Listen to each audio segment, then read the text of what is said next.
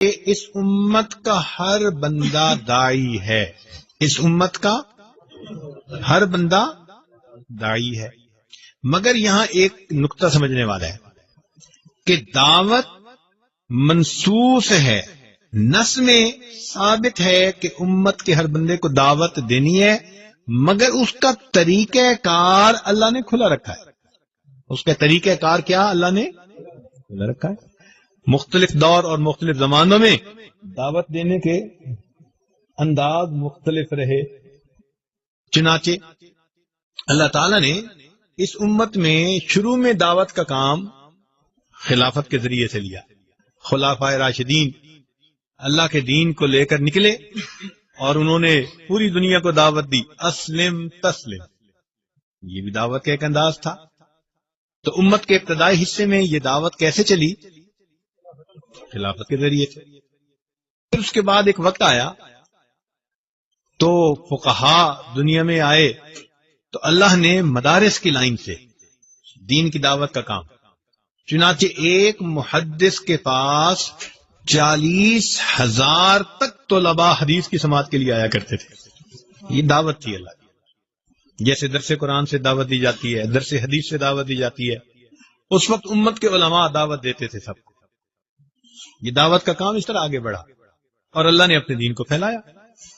پھر ایک وقت آیا جب اللہ تعالیٰ نے مشائخ صوفیاء کے ذریعے سے اس کام کو آگے بڑھایا، چنانچہ شیخ عبد القادر جیلانی رحمۃ اللہ علیہ درس دیتے تھے، ہزاروں لوگ ان کے درس میں شریک ہوتے تھے۔ خواجہ معین الدین چشتی اجمیری رحمۃ اللہ علیہ نے ایک سفر کیا اور 7 لاکھ کافر مسلمان ہوئے، 70 لاکھ مسلمانوں نے بیعت توبہ کی، ان کے 70 لاکھ مسلمانوں نے بیعت توبہ کی۔ یہ بھی دعوت کا کام کرنے والے لوگ تھے۔ آج کے اس دور میں عمومی دعوت، یہ دعوت و تبلیغ کے نام سے کام شروع ہے۔ حضرت مولانا الیاس رحمت اللہ علیہ کو اللہ رب العزت نے کام کی ایک ترتیب سجھا دی آج کے زمانے کے طور پر، چنانچہ سے روزہ اور چلہ اور 3 چلے اور 9 مہینے 7 مہینے سال، یہ ایک ترتیب اللہ نے ان پر کھول دی جس میں اللہ نے برکت ڈال دی۔ چنانچہ آج عمومی دعوت کا کام اس طرح سے ہو رہا ہے امت کے اندر، لیکن دعوت کو اس میں محصور نہیں کر دینا چاہیے۔ بات سمجھ رہے ہیں؟ مثال کے طور پر ایک صاحب مجھے کہنے لگے، جی آپ کے شیخ بھی کبھی اللہ کے راستے میں نکلے ہیں؟ میں نے کہا بھائی وہ تو ہر وقت سفر کرتے رہتے ہیں، ان کا تو گھر کا قیام تھوڑا اور باہر کا سفر زیادہ۔ نہیں میں پوچھ رہا ہوں اللہ کے راستے میں کبھی نکلے ہیں؟ میں نے پوچھا اللہ کے راستے سے کیا مراد لے رہے ہو؟ کہنے لگا یہ جو جماعت کی ترتیب ہے تو یہ غلطی ہے، کیونکہ حدیث پاک میں نبی علیہ السلام نے ارشاد فرمایا من خرج فی طلب العلم، جو شخص علم کی طلب میں گھر سے نکلتا ہے فہو فی سبیل اللہ، وہ اللہ کے راستے میں ہوتا ہے۔ تو جب اللہ کے حبیب فرما رہے ہیں کہ جو طالب علم گھر سے علم طلب کرنے کے لیے نکلتا ہے وہ اللہ کے راستے میں ہوتا ہے، تو اس کو پھر جماعت کی ترتیب کے اندر محصور کر دینا یہ پھر غلطی ہے۔ یہ اکابر کی غلطی نہیں، یہ اس بندے کی غلطی ہے۔ تو جو نئے ٹوٹرو ہوتے ہیں نا، رنگ روٹ، پھر اس قسم کی باتیں وہ کرتے ہیں کہ وہ سمجھتے ہیں کہ بس اس ترتیب سے کام کرو گے تو یہ اللہ کا راستہ۔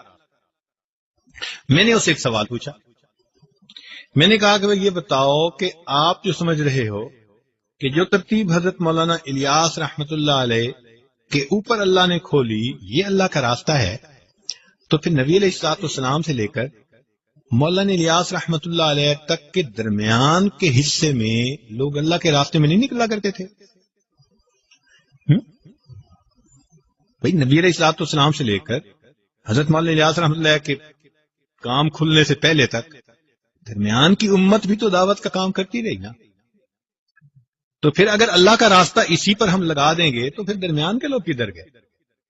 تو اب وہ جا کے پھر اس کو بات سمجھ میں آئی۔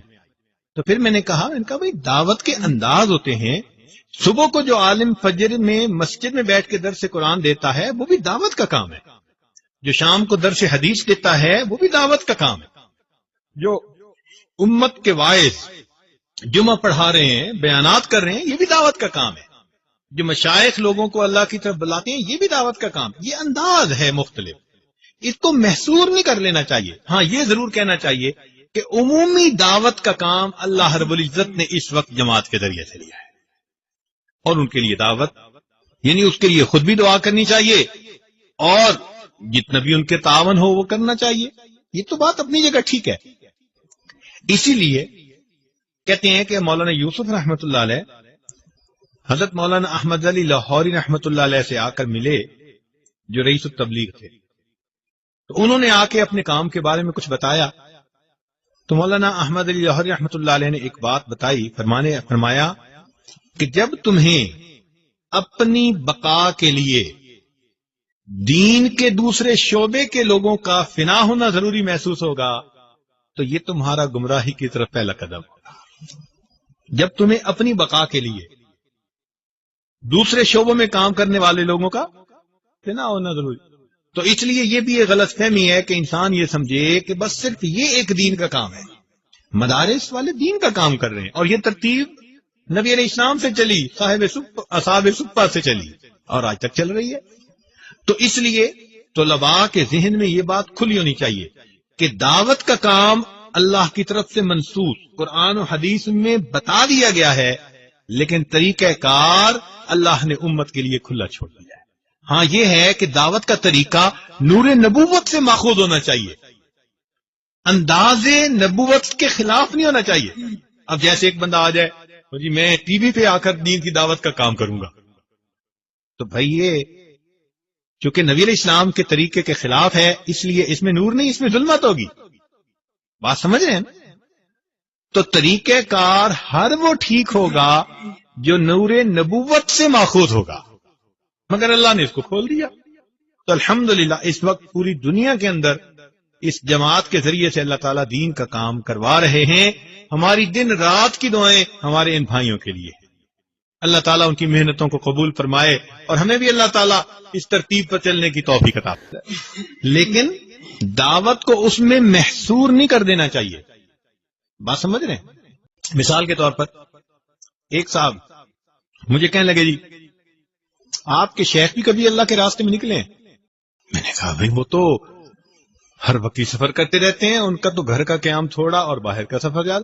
نہیں میں پوچھ رہا ہوں اللہ کے راستے میں کبھی نکلے ہیں؟ میں نے پوچھا اللہ کے راستے سے کیا مراد لے رہے ہو؟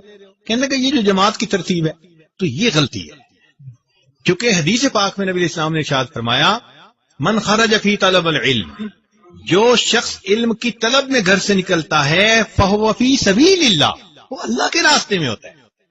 تو جب اللہ کے حبیب فرما رہے ہیں کہ جو طالب علم گھر سے علم طلب کرنے کے لیے نکلتا ہے وہ اللہ کے راستے میں ہوتا ہے، تو اس کو پھر جماعت کی ترتیب کے اندر محصور کر دینا یہ پھر غلطی ہے. السلام علیکم. جی دوست، آپ نے دیکھا اور سنا شیخ پیر ذوالفقار نقشبندی رحمۃ اللہ علیہ کو کہ شیخ پیر ذوالفقار نقشبندی رحمۃ اللہ علیہ کیا بیان فرما رہے تھے.